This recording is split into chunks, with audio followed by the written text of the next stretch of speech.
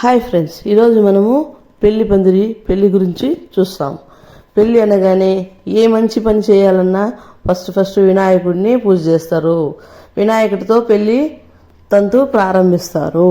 పెళ్ళి అంటే పచ్చని పందిరి, మామిడాకుల తోరణాలు. పెళ్లికి ముందు రోజు వీధిలో పందిరి వేస్తారు. ఆ పందిరి దగ్గర ముందుగా ఒక గుంజకు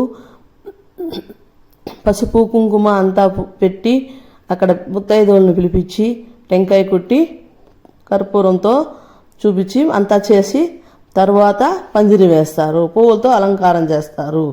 ఎవరి సౌకర్యానికి వాళ్ళు అలంకరించుకుంటారు. పసుపు కుంకుమ రోలుకు పెట్టి పసుపు కొట్టి ప్రారంభిస్తారు. పెళ్ళి అంటే ఇద్దరితో ముడిపడేది లేదు. రెండు కుటుంబాలు, బంధువులు అందరితో సంబంధం ఉంటుంది. వధువు ఇంట్లో పెళ్లికి ముందు రోజు వరుడి ఇంట్లో పెళ్లి కొడుకుని చేస్తారు. వధువు ఇంట్లో పెళ్లి కూతుర్ని చేస్తారు.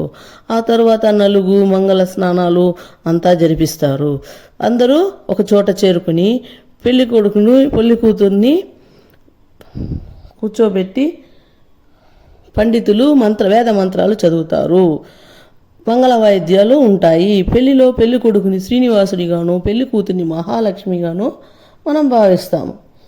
పెళ్లిలో వేద మంత్రాలు చదువుతారు కాబట్టి అక్కడ పిన్ డ్రాప్ సైలెంట్గా ఉంటారు. ఈ పెళ్లి తంతును ఒక్కొక్క ప్రాంతంలో ఒక్కో విధంగా తయారు చేస్తారు. ప్రాంతాన్ని బట్టి వేడుకలు మారుతూ ఉంటుంది.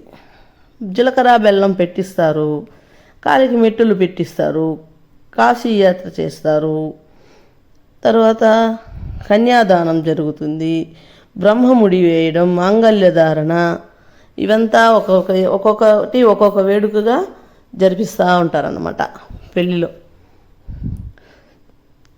మాంగళ్య ధారణ అయిపోయిన తర్వాత హోమం చేస్తారన్నమాట. ఆ హోమంలో వచ్చే వాయువు మన అందరికీ పీల్చుకుంటాము. అది అందరి ఆరోగ్యానికి చాలా మంచిది. తలంబ్రాలు పోసుకుంటారు పెళ్లి కొడుకు పెళ్లి కూతురు. శేషబియ్యం పోయడం, పెద్దలు శేషబియ్యం పెడతా ఉంటారు. అరుంధతిని దర్శిస్తారు. పండితులు తీసుకుని వెళ్ళి అరుంధతి దర్శనము చేపిస్తాడు అన్నమాట. అత్తారింటికి అమ్మాయి వెళ్తుంది అబ్బాయితో, సారె కూడా తీసుకుని వెళ్తుంది. వాళ్ళ సౌకర్యం కొద్దీ సారెలు తీసుకెళ్తూ ఉంటారు, ఏమేమో తీసుకెళ్తూ ఉంటారు అంతే. తర్వాత సత్యనారాయణ వ్రతం జరుగుతుంది. పెళ్లి కొడుకు ఇంట్లో సత్యనారాయణ వ్రతం చేపిస్తారు. అందరూ చేపిస్తారని కాదు, కొంతమంది చేపిస్తారన్నమాట. బంధువులంతా పిలిపించుకొని పండితుడిని పిలిపించుకొని వాళ్ళు చేసుకుంటారు. ఇలా పెళ్లి తంతు ఇంతటితో ముగుస్తుంది.